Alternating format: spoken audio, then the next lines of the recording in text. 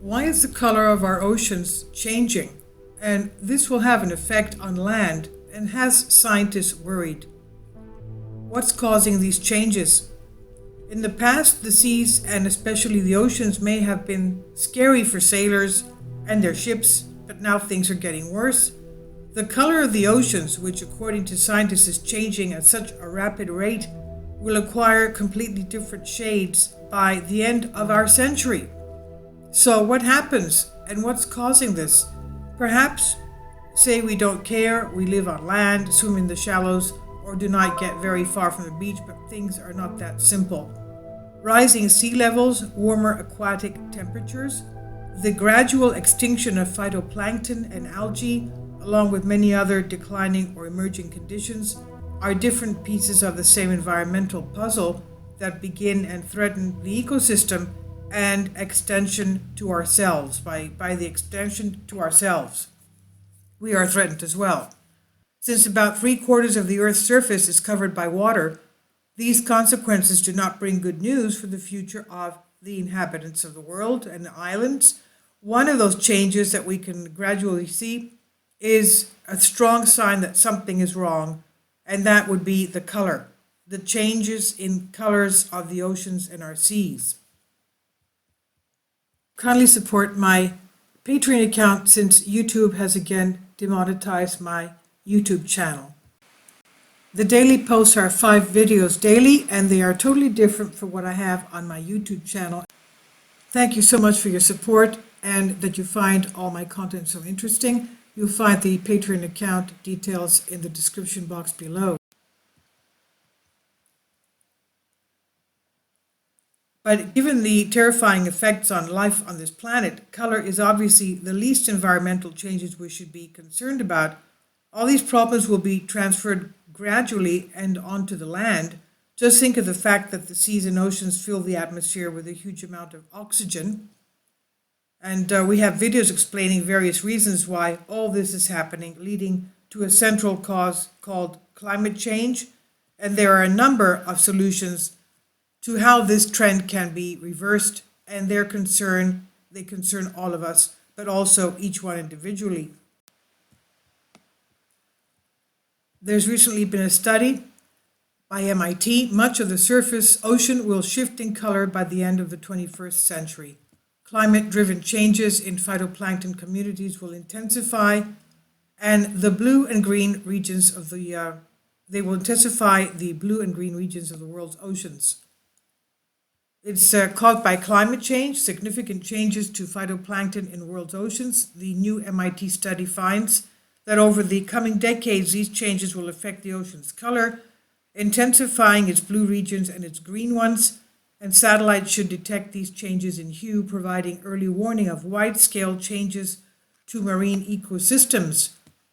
The article was in Nature Communications, and researchers reported that they have developed a global model that simulates the growth and interaction of different species of phytoplankton, or algae as we know it, and how the mix of species in various locations will change as temperatures rise in the world.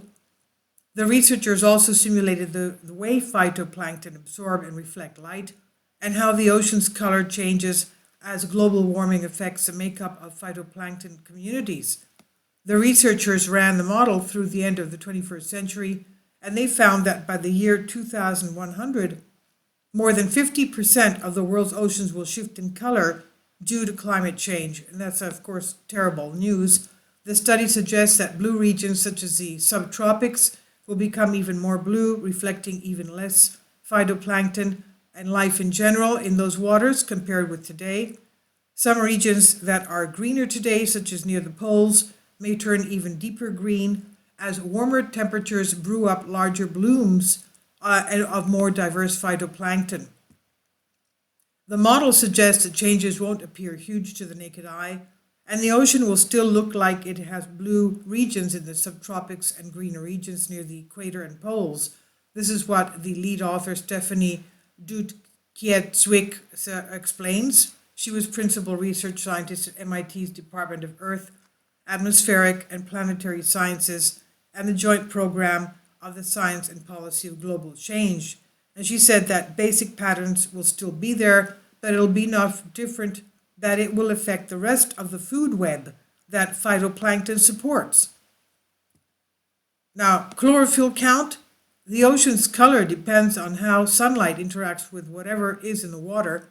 Water molecules alone absorb almost all sunlight except for the blue part of the spectrum, which is reflected back out. Hence, relatively barren open ocean regions appear as deep blue from space.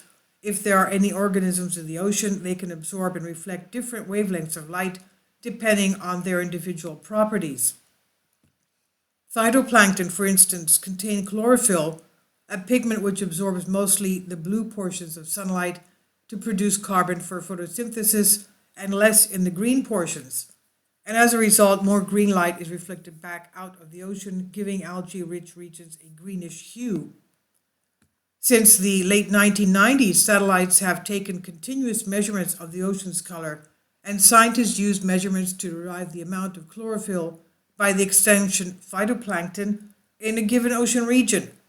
But Dukeshwitz says the chlorophyll does not necessarily reflect the sensitive signal of climate change. Any significant swing in chlorophyll could very well be due to global warming, but they could also be due to natural variability, that is, normal periodic upticks in chlorophyll due to nature weather-related phenomenon. An El Nino or La Nina event will throw up a very large change in chlorophyll because it's changing the amount of nutrients that are coming into the system, she says.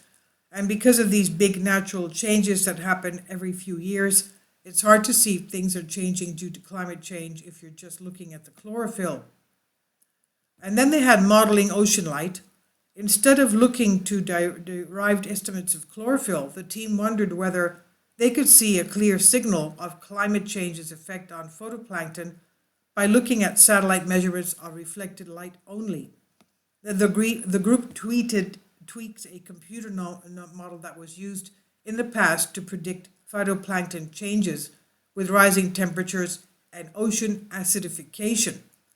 This model takes information about phytoplankton, such as what they consume and how they grow, and incorporates this information into a physical model that simulates the ocean's currents and mixing.